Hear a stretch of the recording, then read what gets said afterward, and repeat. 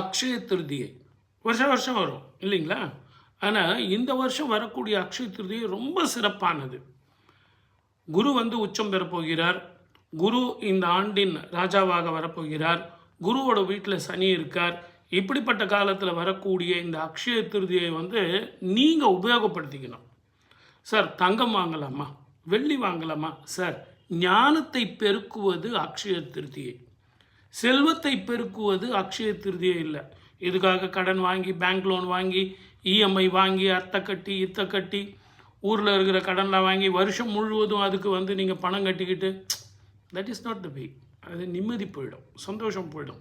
போன வருஷம் வாங்கின தங்க கடனே இன்னும் இருக்குது. அப்போ இந்த வருஷம் அதனால் அக்ஷயம் அப்படின்னா வளருதல்னு அர்த்தம். நீங்கள் மறைமுகமாக தங்கம் வாங்குறதுக்கு கடனை வாங்கின்னு கடனை ஜாஸ்தி பண்ணிகிட்ருக்கீங்க. அது நீங்கள் நல்லா புரிஞ்சுக்கணும். நான் வீடு வாங்கட்டுமா, வாகனங்கள் வாங்கட்டுமானா அதுக்கு கூட உங்கள் பணத்தை வச்சு நீங்கள் வாங்கிறது நல்லது. அதற்காக நீங்கள் கடன் வாங்குறீங்க அப்படின்னா அந்த கடனும் பெருகும் இல்லை. அக்ஷயம் வளர்தல். அக்ஷய திருதியை இந்த நாளில் செய்யக்கூடிய எந்த விஷயமாக இருந்தாலும் மீண்டும் மீண்டும் செய்ய சொல்லும். அது வளர்ந்து கொண்டே இருக்கும். அப்போ என்ன பண்ணணும்? சுபத்தை அதிகமாக்கணும், நல்ல விஷயங்களை பேசணும், ஞானத்தை பெருக்கணும். ஞானத்தை மிக அற்புதமாக பெருக்குவது எந்த வழி அப்படிங்கிறத நம்ம பார்க்கணும். அதற்கு ஒரே வழி தான் தானமும் தர்மமும். வஸ்திர தானம் பண்ணுங்கள், அதே மாதிரி தண்ணீர் தானம் பண்ணுங்கள், மோர் தானம் பண்ணுங்கள், பானகம் தானம் பண்ணுங்கள். இதை எல்லாத்த விட ஒரு எளிமையான பரிகாரம் சொல்லித்தரேன். இந்த அக்ஷய திருதியில் காலையிலேருந்து சாயந்தரம் வரைக்கும் நல்லெண்ணெயில் அகண்ட தீபம் காலையிலேருந்து சாயந்தரம் வரைக்கும் எரியணும். 24 மணி நேரமும் அந்த தீபம் எரியணும். ஜோதி இருக்கணும்.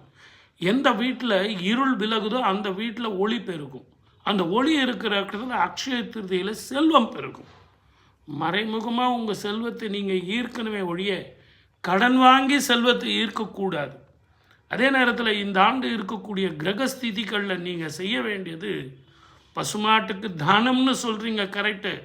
ஆனால் கடலில் எடுத்துகிட்டு போய் ஒரு நாள் முன்னாடியே நவதானியம் வச்சு தலைக்கு வச்சு படுத்து தூங்கிட்டு மறுநாள் தேனில் போட்டு நல்லா பிசைஞ்ச மிக்சியில் அடிச்சுட்டு கடற்கரையில் போயிட்டு, சார் எங்கள் வீட்டு பக்கத்தில் கடற்கரை இல்லை சார், ஏரி குளம்தான் இருக்குது அப்படின்னா அந்த இடத்துல நீர்நிலையில் இதை எடுத்துகிட்டு போய் நல்லா கரைக்கணும். கரைச்சிட்டிங்கன்னா வாயில்லா அந்த ஜீவன்களுக்கு மிகப்பெரிய தானம்.